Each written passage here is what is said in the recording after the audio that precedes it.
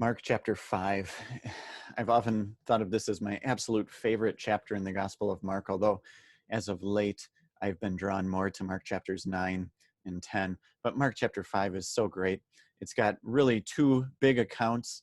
And the sad thing is, with just 10 minutes, I feel like I'm forced to choose between the two, between the one that begins the chapter, the healing of the Gerasene demoniac, and then the second half of chapter 5, the healing of Jairus's daughter, as well as the woman who was afflicted for so long. That's such a wonderful account. But I guess I'm just going to take these in order. We're going to get through as much as we can, but we got to deal with this. The first 20 verses, the healing of the man with the legion of demons. What an incredible miracle this is. So here's what happens. Jesus takes his disciples to the other side of the sea, to the country of the Gerasenes. They are now out of Jewish territory. They are not going to run into Pharisees or people like that in the country of the Gerasenes. Who are they going to run into? Well, immediately they run into someone who everybody else was running away from, a man who is living out in the tombs, which tells you right away that this poor man is not in his right mind and has for some reason been ostracized from his society. Well, we find out why. No one could bind him anymore, not even with a chain, for he had often been bound with shackles and chains, but he wrenched the chains apart and he broke the shackles in pieces. So this man is possessed by demons, and the demons give him this strength that is supernatural, beyond the ordinary. The fact that they were trying to bind him tells you that these people did not want this man around. They felt the need to control him, but being uncontrollable, no doubt they simply fled from him, and they were glad that he had taken up residence out there in the tombs. I like to imagine Jesus' disciples right here, cowering and quaking in fear, maybe standing down on the shore of the sea and saying, you know what, Jesus, somebody should watch the boat and make sure it doesn't float off, but you deal with this guy. No, our God shows up in the most unlikely places, and our God comes to the people that everybody else writes off. Jesus comes, and he comes with his grace and with his mercy. That's a neat thing. What's this guy doing night and day among the tombs and on the mountains? He's crying out, and he's cutting himself with stones. The demons delight in behavior like this. They delight in getting people to inflict self-harm, and they delight in hurting and harming people, using mental health crises as a springboard for them to drive and hound people to such destructive behaviors. That's one of the hallmarks of demon possession that we see over and over again, is that the demons are trying to inflict self-harm on the people that they're possessing. So now, mental health is not demon possession, but just understand this, that the demons like to use both physical and mental ailments that might afflict us to serve their purposes and not God's purpose, and their purpose is to inflict harm. So this man is out there, he's cutting. And he sees Jesus from afar, and he does what the demons always do.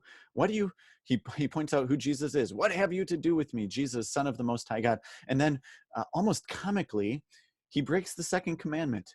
I adjure you by God, swear to God, Jesus, that you will not torment me. The demons cannot help but break God's law, can they? And why is he saying this? Because Jesus is commanding this demon to come out of the man. Now, what happens? Jesus asks this man who's been ostracized and cast out of society for so long, and probably has no one else in his life who cares for him. Jesus cares. He asks him, what is your name? Well, the response he gets is perhaps not what Jesus was expecting. And you have to put your scariest movie voice on. My name is Legion, for we are many. This terrifying thought that this man is not possessed by just one demon, but by a legion of demons. And now the demons are begging Jesus not to send them away. It's an interesting thing that the demons don't want to go back to where they came from. And yet they cannot help but cause destruction and devastation, not only on others, but even for themselves. You see that as they're given permission to go into the great herd of pigs. Once again, notice we're not in nice Israelite territory here. They're herding pigs. They're getting their bacon ready. Jesus allows them to go into the pigs. And what do they immediately do? And this is very irrational. Even though they get permission to go into the pigs, they immediately rush down the steep bank into the sea, and the pigs are lost. They're drowned in the sea. So these demons who didn't want to be sent away, well, they just end up destroying themselves. Keep in mind that unbelief is always irrational.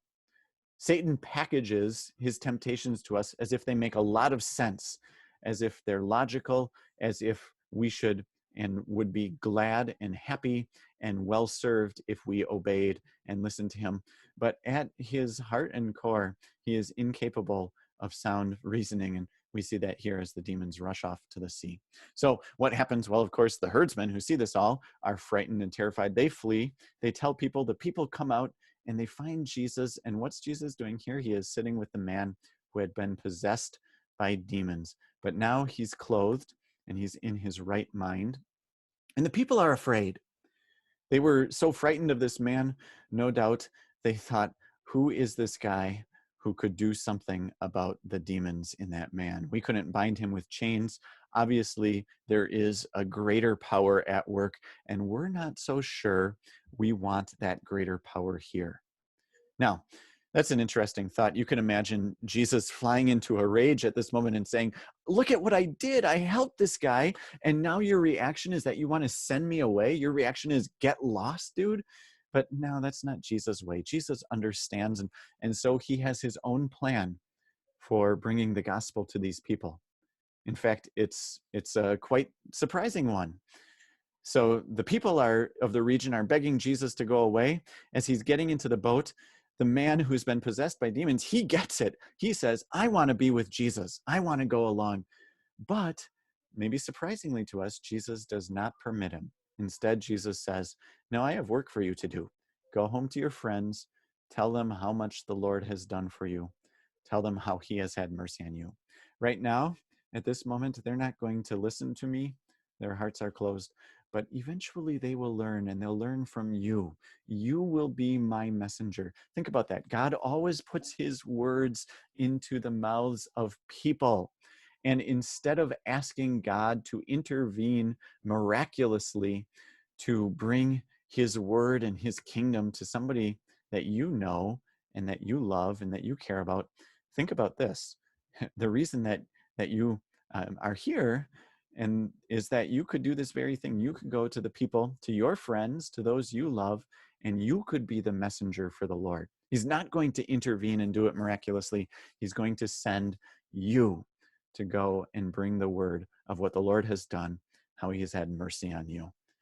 So that's exactly what this guy does. He goes away and he begins to proclaim in the Decapolis how much Jesus had done for him, and everyone marveled.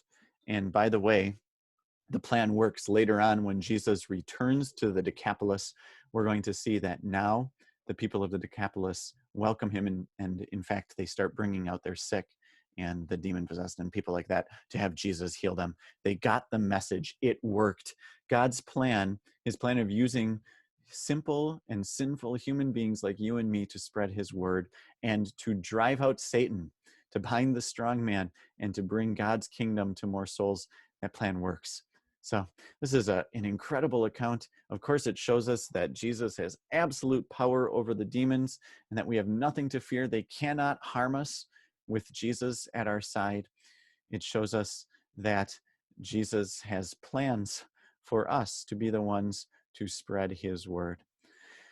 Like I said, there's so much in Mark chapter 5. I'd love to go on, but we couldn't even get started with Jairus's daughter and the woman in the middle in our last minute here. So God bless you as you read through Mark chapter 5. Enjoy it. It's a great chapter. There's a lot in here. It's wonderful to see Jesus' power in word and in deed continuing to be shown in these chapters of Mark. Until tomorrow, God bless you.